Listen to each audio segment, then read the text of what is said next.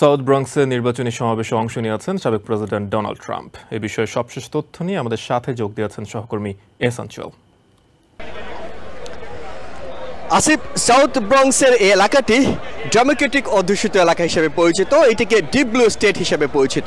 তবে আজকে এলাকাটি লালে লাল, অর্থাৎ রেডদের এক ধরনের প্রাণের উচ্ছ্বাস এই এলাকায় দেখা যাচ্ছে, কারণ ট্রাম্প এখানে বক্তব্য রাখবেন এবং ট্রাম্পের এই সমাবেশটি একেবারে অভাবনীয় বলা যায়, কারণ ট্রাম্প এর আগে শ্বেতাঙ্গ অধ্যুষিত এলাকাগুলোতেই কিন্তু তার নির্বাচনী প্রচারণা চালিয়েছেন, নির্বাচনী সমাবেশ করেছেন।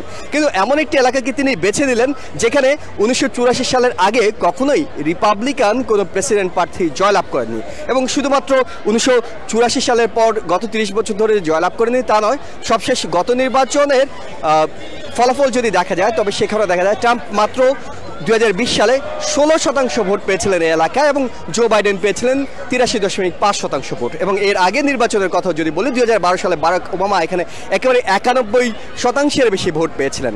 অর্থাৎ সেই এলাকাটিকে ট্রাম্প বেছে নিলেন যেখানে ল্যাটিনো এবং কৃষ্ণাঙ্গরাই বেশি। এই এলাকায় 65% ল্যাটিনো বাস করেন, 31% কৃষ্ণাঙ্গ বাস করেন।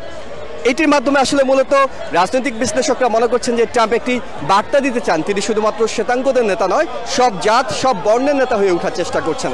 এবং সেই প্রয়াস থেকেই তিনি আজকে এই নির্বাচনী প্রচারণাটি চালাচ্ছেন। যে নির্বাচনী প্রচারণাটি এর মধ্যে হয়তো আপনারা দেখতে পাচ্ছেন প্রচুর মানুষ এখানে ভিড় করছে।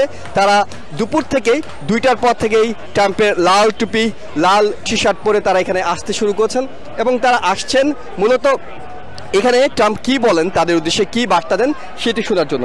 যদিও তারা শুরু থেকে বলছিলেন যে তারা আসলে সম্মানিত বোধ করছিলেন যে ট্রাম্প তাদেরকে গুরুত্ব দিচ্ছেন কিংবা ট্রাম্প নির্বাচনী প্রচারণার জন্য এই এলাকাটিকে বেছে নিয়েছেন।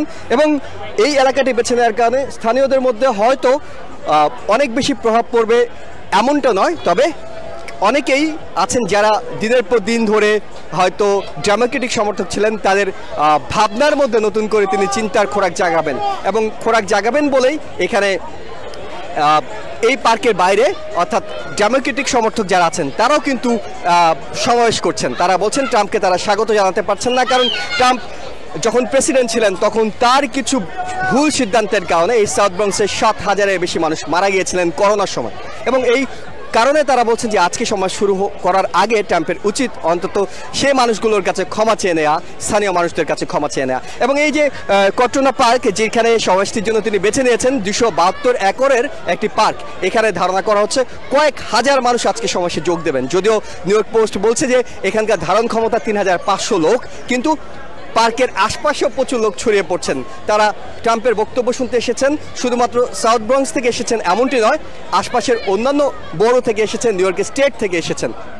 এবং যদিও সবসময় আগেই যেটি বলছিলাম যে এটি আসলে ডেমোক্রেটিক অধ্যুষিত এলাকা হিসেবে পরিচিত, কিন্তু ট্রাম্পের এই সমাবেশটি তাই এখানে অনেক বেশি অভাবনীয়। এবং বলা হচ্ছে যে গত 30 বছর ধরে যেখানে রিপাবলিকান কোনো প্রেসিডেন্সিয়াল প্রার্থী জয়লাভ করতে পারেনি, সেই জায়গাটিকে কেন ট্রাম্প বেছে নিলেন, তার মাধ্যমে ট্রাম্প কি মেসেজ আসলে দিতে চান। যদিও ধারণা করা হচ্ছে এখানে বক্তৃতা দেওয়ার সময় ট্রাম্প ইমিগ্রেশন এবং অর্থনৈতিক সংকট নিয়ে কথা বলবেন, কারণ এই এলাকার 35% বেশি মানুষ দরিদ্রসীমার নিচে বাস করেন।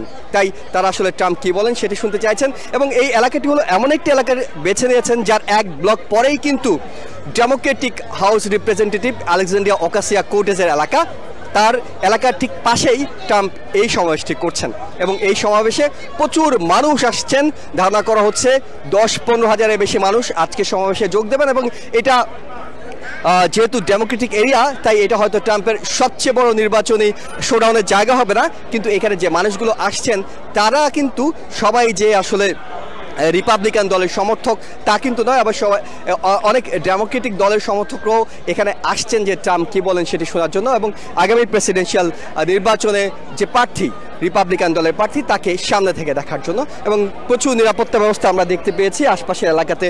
পুরো পার্কের চারদিকে কর্ডন করে রেখেছে এনওয়াইপিডি সদস্যরা, এবং যাতে কোনো রকম অনাকাঙ্ক্ষিত পরিবেশ তৈরি না হয় সেটাও কিন্তু তারা নজরে রাখছেন। সব কিছু মিলে ট্রাম্পের বক্তব্য শোনার জন্যই আসলে তার সমর্থকরা অধীর আগ্রহে অপেক্ষা করছেন। আসিফ, এই ছিল এখন পর্যন্ত আমার কাছে এখানকার সবশেষ খবর। নিউ ইয়র্ক থেকে সম্প্রচারিত TVN 24 টেলিভিশন বিশ্বজুড়ে বাঙালির কণ্ঠস্বর।